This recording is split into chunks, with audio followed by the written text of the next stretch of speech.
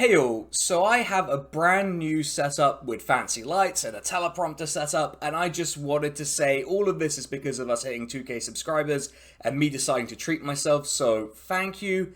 It's good to be back making videos, and I promise this is going to be another banger, so to get you in the mood, let's introduce today's topic properly.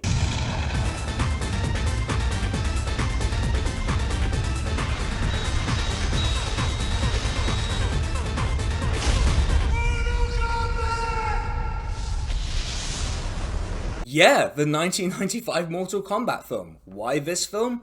I want to argue two separate cases. First, I want to argue against the common understanding of how video game adaptations to film and TV, but mostly film, are just doomed to failure. This is known as the video game movie curse, and it comes from two places. Some video game adaptations are actually abysmal. Mortal Kombat 1995 sequel, Mortal Kombat Annihilation, is a good example. Hitman, Assassin's Creed, basically all the Tomb Raider films, though they have the downside of adapting a game about a posh British woman on her gap year. The point is that there have been some absolutely terrible video game adaptations over a long period of time. The other comes from, especially for earlier adaptations like Mortal Kombat 95, it comes from a place where critics of the time were probably not equipped to fairly evaluate video game adaptations. There are definitely some that go with the, look, it is what it is, and you should just accept that going in. But let's be honest, there's still a lingering attitude that video games can't tell meaningful stories in the same way that film is considered to be able to. That's clearly going to impact the critical reception, and that will impact the whole idea of video game adaptations, given that Mortal Kombat 95 was the best that there was until either the Sonic movie or Detective Pikachu, depending on which poison you prefer there. Now, I'm not about to argue that Mortal Kombat has something important to say about the world. It is ultimately a game about inflicting life-altering injuries on your opponent before you brutally execute them in ways that, frankly, haunt me until this day. In some cases, if you squint and really try to force it, you might be able to say that Outworld's desire to merge with other realms and dominate them resembles capitalism's expansion into an exploitation of places where it wasn't the dominant mode of production, but that's someone else's video. We're here to talk about the spine removal video game. What we're going to prove today is that the video game movie curse was an entirely made up thing, and that by re-evaluating the early video game adaptations, we might be able to see that not only are there some pretty unexpectedly good adaptations out there, but maybe some half-decent films too, among the cursed mass of Tomb Raider and Resident Evil films. Though, I will stress that I am being a little cheeky with this, because I am relying on the adaptation part to make my case, rather than the actual cinematic qualities, which, might be a bit limited. If you're about to raid my comments and tell me about like the Last of Us TV show, or to say that I already did a video about the Fallout TV show, I know those things exist as adaptations and I know how well regarded they are. It's just that this adaptation is really, really good fun. And yeah, it's a bit rough around the edges, and to be honest, it looks like a film shot in the mid-80s, but you know what?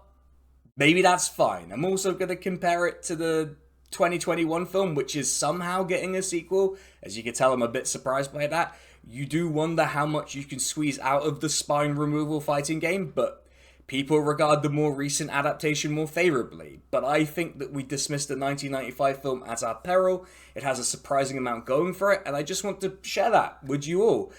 Also, I want to just get away from the politics for one video. Please, just let me do it for one video. But before we get into all of that, if you're new to the channel or you're returning but you haven't done this before, please like, subscribe. If you want me to make more videos like this about movies or about things like that, the best way to encourage me to do that is to like and subscribe and to share the video. But with all of that, let's get into it. Before we get into the ways it's a good adaptation, let's think about what's being adapted by asking a simple question. What is Mortal Kombat? No, I'm not just doing a long-winded bit to get to it's the game where you inflict life-altering injuries on your opponents before you brutally murder them. I mean, what is Mortal Kombat in the context of the world of the games and film? Mortal Kombat is an event, a series of events where the best fighters from a pair of realms fight each other while allowed to use their full range of powers. That's why Raiden can do lightning stuff in the games and why Goro can use all of his arms. I don't know, I've never really thought much about what there was to Goro beyond being really strong and having four arms. I suppose he shows off a surprising bit of political savvy in the film, but that's beside the point right now. Why have this event? In the film and in a lot of the games, it's about whether Outworld has the right to invade Earthrealm, which is just Earth, and don't worry about this realm stuff, we will get to it. Presumably this invasion would not go well for Earthrealm, which is why the Elder Gods decided that if they didn't want to get invaded, they would simply have to win in Mortal Kombat against the potential invader. The trick is that Outworld has to win 10 times in a row, and in the film, this is the 10th contest, with Outworld having won the past 9. So, you know, better channel you're in a university student and sort it out at the last minute. Just from that initial description, we already have some idea of what's going on. There's a cosmology and there's a structure to both the event and the world that it takes place in. You see that there are rules in some subtle ways, like why does Shang Tsung do a polite bow to Raiden? He's clearly senior to Shang Tsung, but he's an opponent trying to prevent him or the person patronizing him from invading Earthrealm. It's because he's a god and being a god matters, not just in a I'll smite you with lightning way. Raiden is in a mortal form, which by the way is why he's able to have fatalities done to him. I suppose it's interesting that his mortal form is a French guy, but we're gonna mention that later on. The way it matters is that the Elder Gods are the ones in charge of making sure that Mortal Kombat actually follows the rules, and are the ones who punish the people who break the rules. There's also what I call a cosmology to Mortal Kombat. You've heard me say Earthrealm and Outworld, and the way these are best described is as different planes of existence. As far as I understand it, it's not possible to get in a spaceship and fly in the right direction and eventually you get to Outworld from Earthrealm. It's more like Dungeons and Dragons with the Feywild and the material plane. They're technically different dimensions, though I hate that way of describing it, but they can reach each other, and there seems to be an awareness of each other, at least among some people. There are other realms too, like Order Realm, Chaos Realm, Nether Realm, which I suppose is best thought of as Hell, but these aren't in the film, so they're not super relevant, and if I'm recalling correctly, they weren't really a thing at the time of the film, though maybe the Nether Realm was. It's not important. If Outworld sounds like an outlier with its name, that's because it is. Outworld is less a name for a realm than it is a political designation for all the realms it's absorbed up until this point, under the rule of Shang Tsung's patron. This really just establishes Mortal Kombat as the way territorial expansion and absorption is done. But it definitely goes some way to explain the diversity of Outworld's representatives, and some of the difficulties Outworld has throughout the game series, namely that everyone keeps trying to take over Outworld so that they can then take over the other realms, which seems like a very stable system of governance to me. Both in the games and in the film, you do get to see some of this diversity of Outworld's representatives, though the film has a little less room for it because I guess the budget was spent on the reptile CGI, that weird thing that comes out of Scorpion's hand, and the Goro costume, some of which is more value for money than the others.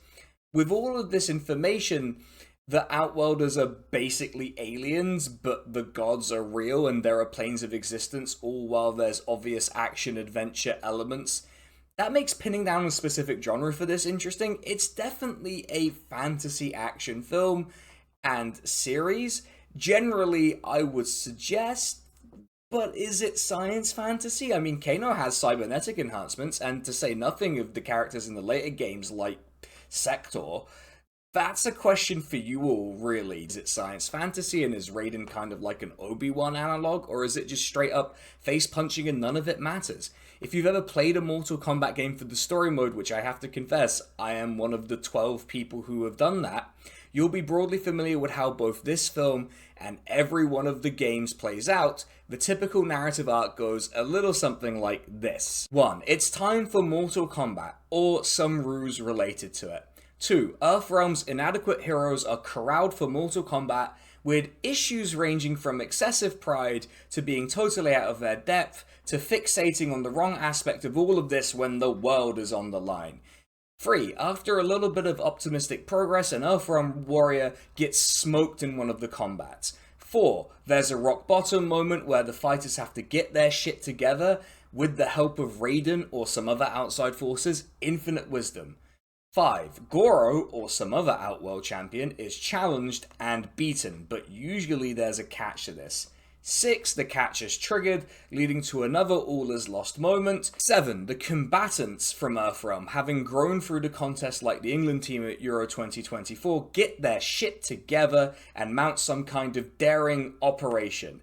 8. Unlike the England team at Euro 2024, they both defeat the penultimate challenge and beat the final boss, whether that's Shang Tsung, Shao Kahn, or someone else.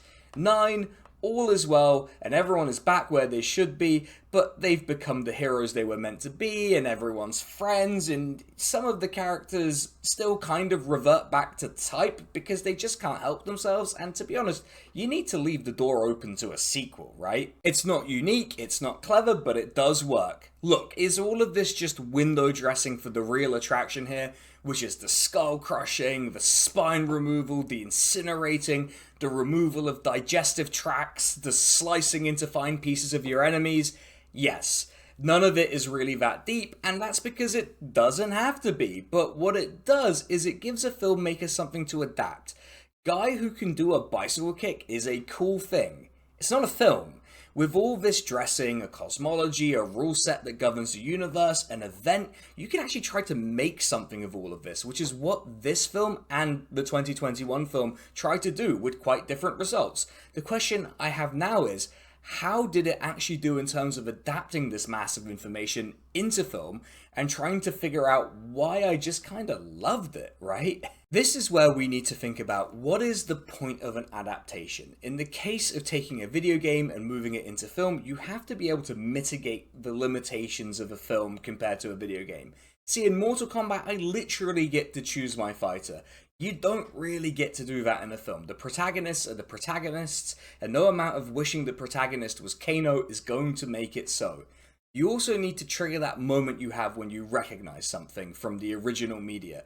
That can be characters, catchphrases, locations, gimmicks, anything you can think of. Basically, we're asking, are the vibes on point? Alongside all of this, in adapting into a different medium, there's an opportunity to interpret and present a unique vision.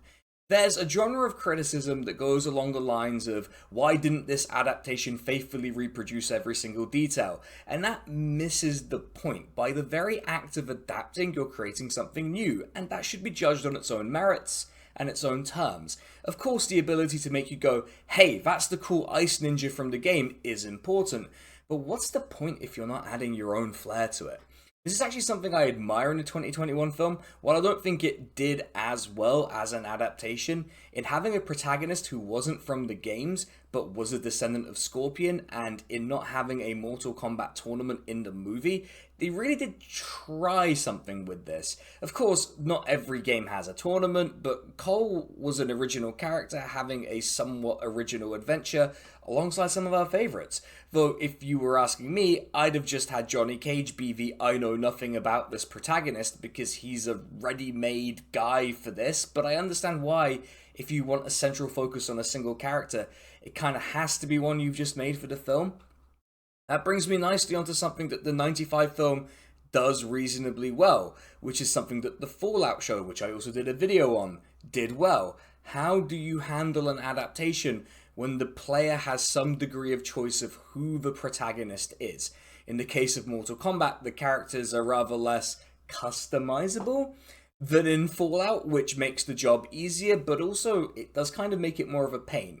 Narratively, you have to follow the good characters, which generally means Earthrealmers and people aligned to Earthrealm, handily narrowing down the field of who you focus on once you exclude the evil Earthrealmer Kano and the literal god in charge of protecting Earthrealm. You're left with Liu Kang, Sonya Blade, and Johnny Cage. Though in the film, they give a lot more attention to Johnny Cage and Liu Kang than they do to Sonya, who's really kind of a half protagonist. At least she comes across that way. It feels that way when you watch it, that the focus is much more on the two guys than it is on Sonya. Look, I get it, you have limited runtime, and let's be honest, they probably didn't think there were that many women playing Mortal Kombat in 1995, even though there almost certainly were, and there were almost certainly more than we think.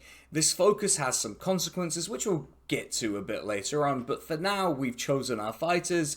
It's hard to mess up this part when you have ready-made characters, so it's not praiseworthy as such, but they managed to not trip over the lowest bar in history. Another major challenge, particularly in 1995, particularly if you're not leaning super heavy on CGI at times, is how do you portray the kind of extreme violence people associate with Mortal Kombat? The 2021 film has fatalities, they look brutal and gruesome and fun, but this is where you run into a problem with the older film. The closest we really get to the kind of gruesome violence is probably when Sub-Zero freezes and then allows this incredibly buff guy to shatter himself. It's cool, don't get me wrong, it's just that the violence level wasn't what you would have expected, and some people really don't like this about this adaptation. They think that this, combined with how Sub-Zero and Scorpion are portrayed and handled, as well as the cartoonishly bad CGI, just means that this just ain't it. I'd like to address parts of this, but largely I do agree that there's clearly a lack of coherence with the source material, and it can kind of take you out of it. First, on the point of gruesome violence, I want to ask this question. If you've seen the CGI for Reptile in this film, do you think they would have done a good job of portraying Goro ripping off the random Earthrealmer as sacrifice his arms? You know what the answer is, I know what the answer is, so yeah, it's not true to the level of brutality in the game, but also sometimes it's good that the people making something know their limitations. On Scorpion and Sub-Zero, I'm not a massive fan of Shang Tsung's "I have simply compelled them to obey my orders" thing, but this is a big stretch on my part. There needed to be some demonstration of Shang Tsung's power. Like, he's clearly in some degree of control, he's making shady deals, so he clearly has some authority, but forcing Scorpion and Sub-Zero to be silent henchmen, it's a pretty good demonstration that you're powerful. Would I have loved a subplot of Scorpion hunting down Sub-Zero or breaking free of Shang Tsung's control to finally try and get his vengeance? Yeah, I would have. But you have limited time and limited resources, and you're already rolling with like 2.5 protagonists. Some things just have to be sacrificed, and if you think they made the wrong choices, then yeah, I get it. I just think that by committing to it, they made it work better than it really had any right to. They also make a lot of the outworldish Mortal Kombat bits feel just right. I mean, check out that ship they take to the island. Check out how cool Outworld looks. Have a look at how awesome the set is for Scorpion's little private bout with Johnny. It all feels right. And they do this with our protagonists. They do feel like they have these flaws that Raiden points out, and it does feel like this is relevant to how things play out. Though I will say they kind of fumble it with Sonya. The solution to her being afraid to ask for help when she needs it is to essentially be turned into a damsel in distress by Shang Tsung, and for some reason she's unable to defeat him. Like, she's just manifestly incapable of it. And I get it, Shang Tsung is super powerful, but why is it immediately obvious that Liu Kang could beat him? Other than that, that's just how the plot is meant to go. This isn't a you have to subvert every trope argument, and sometimes you can just have a damsel in distress and it can work. I do understand what it's angling for. If you're a hyper-competent person who's used to being in control, the idea that things are out of your control can be difficult, and you can struggle when presented with something beyond your abilities. One of the ways you force that resolution narratively is to put a character in a situation beyond their control, and to be honest, Shang Tsung is like really into Sonya, like way too into it. It's like 40% of why the performance is so creepy and sort of brilliant. Mostly though it passes the vibe check. The setting, the characters, the way these characters interact, it all feels plausible. Raiden really does fill in the aloof god guiding our heroes along while having a good time role, just spectacularly. I mean, I'm going to have to kind of comment on an aspect of the Raiden performance and acting in a little bit, but you can't take away anything from the performance itself. This brings us to the ultimate question.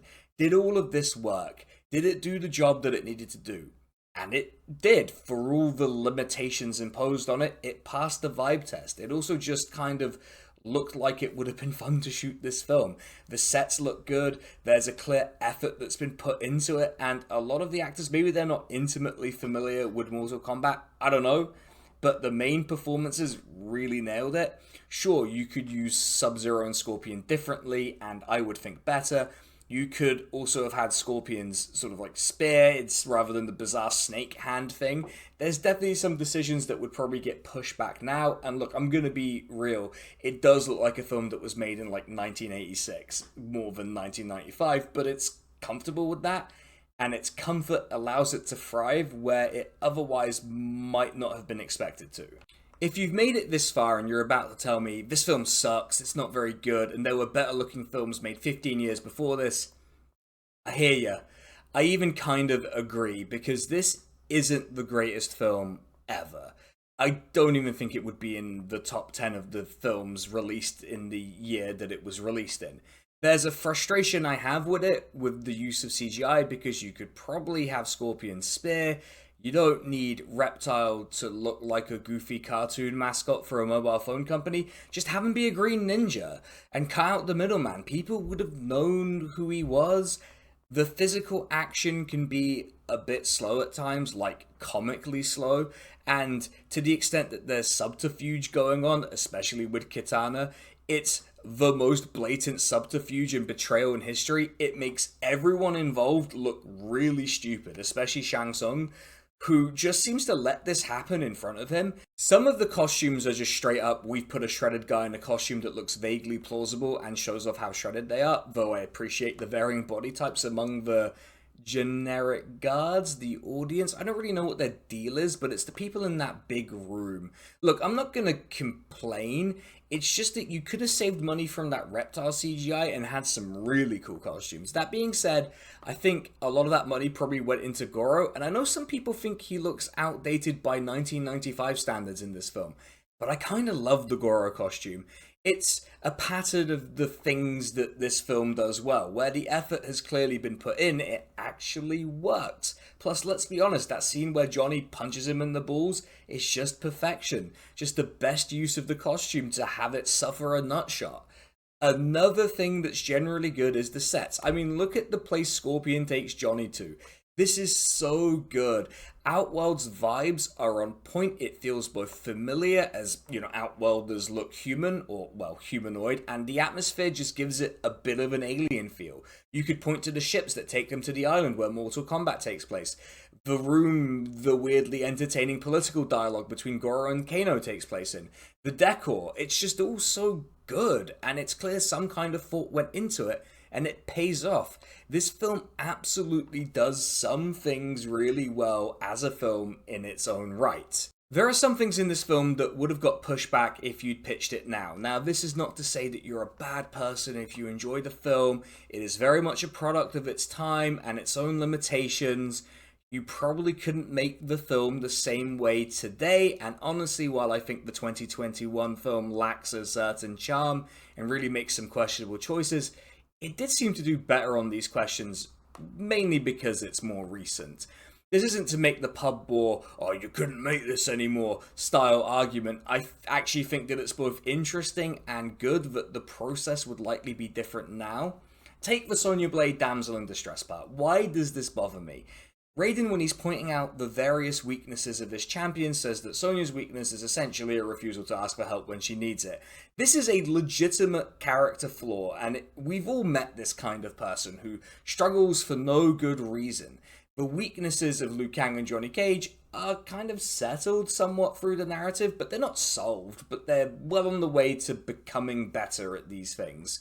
Sonya is also on that path, but the way she was taught to let go of this fixation is by being kidnapped and then potentially forced into a fight with Shang Tsung that would potentially fuck over Earthrealm. Now, this would almost certainly have got pushback, because frankly, do we need this flaw to be resolved in this way? Admittedly, Sonya is kind of a half protagonist in this, with the focus on Johnny and Liu Kang. But I think now you would approach this character differently, but also this is not a film trying to say anything profound, so maybe it's both a product of its time and just doesn't care. Sometimes a damsel is just a damsel, right? The other elephant in the room is some of the whitewashing in the cast. The particular standout is Raiden being played by a French guy, and while you could justify that by saying maybe he likes being French in his mortal form, no one likes being French. Not even the French. There's also Sub-Zero and Scorpion being played by white people. Now, I don't want to be one of those people who hyper-fixates on casting choices, and to be honest, Raiden is played pretty much perfectly in this. It's an interpretation of a deity meddling in a mortal affair that they care about that I can totally get behind, taking nothing away from that. But the more recent adaptation does do a better job on this front. Ultimately, I do think with like gods, you can kind of let this slide, but a character based on a Japanese thunder god being white does leave a bit of a bad taste. I kind of want to forgive it though, but it's also not my place to forgive it. So if you think, despite the performance, that the whitewashing of Raiden and of other characters was unacceptably bad, I mean, this was 1995. They had heard of Asian people by then, as I understand it. Ultimately, it's a bit of a ham-fisted product of its time. It's ridiculous. It's overacted. To be honest, at times it's even underacted, if that's a thing. Is it a great film? Definitely not. Is it a good film? I think it's right on the edge of being mediocre and good, but once you adjust for the expectation that this is a film based on a game where you remove a guy's spine, I think it's good, or at the very least, I think it does what an action-adventure film should let you do, which is switch off your brain and just take it in, have a good time. Isn't that what all this is really about? I set out in this video to tackle an idea. The idea of the video game movie curse, and I think that this film really does put that idea to bed. It's not that all video game movies are good, a lot of them were total crap, including this film's sequel, which is so bad, like unforgivably bad, it almost made me not want to do this video at all. There's nothing inevitable about adapting a video game to film, or given the proliferation of streaming services now, to TV series, that means that they have to fail. Now that the age of comic book movies seems to have come to an end, people are looking elsewhere, and with the success of some video game movies recently, it might be that the pop culture well that's drawn upon is video games, which is why I think it's important to look at these earlier efforts and appreciate what they do well, even if we have to make it past White Raiden and Reptile CGI. My god, that's awful. I hate it so much. Maybe it wasn't a flawless victory like I so mercilessly baited you with in the title, but it certainly delivers a fatality to the hypothesis that the video game movie curse was. Sometimes a movie based on a game where you deliver life-altering injuries onto your enemies is just a good bit of fun. And that's it. Thanks for watching, everyone. I need to thank my proofreader, my partner, and Molto, who made the thumbnail. Please go check her out and the stuff that she's made. I'll put a link to her Ko-fi so that you can commission her down below. I also need to thank the patrons and the YouTube members, especially the top tier patrons: Drone Riff, Mercutio, Kersley Scheider, John N, and Liron, and our YouTube members Nadir Jiwa and KT Marshall. Thank you to them especially. If you want early access to the videos, if you want to vote on the topic of the videos, if you want to see scripts early, if you just want a bunch of cool stuff like access to the secret bit of the Discord where I tell you all of my deepest, darkest secrets, like, you know, my secret celebrity crush that I've never told anyone, well, you need to join the Patreon or the YouTube membership program. That's how you'll get your access to that. If you liked this video, please like, please subscribe, please share the video, and if you really liked it, consider joining the Patreon or becoming a member on YouTube just to get all of those lovely bonus things that I mentioned. But with that, everyone, thank you for watching. I will catch you all next time, and I hope that this new setup worked well. I think it looks great. I love the red in this room. It's really unnerving, actually. It doesn't come across on camera quite how unnerving this setup actually is. But I'll catch you all in the next one. See ya.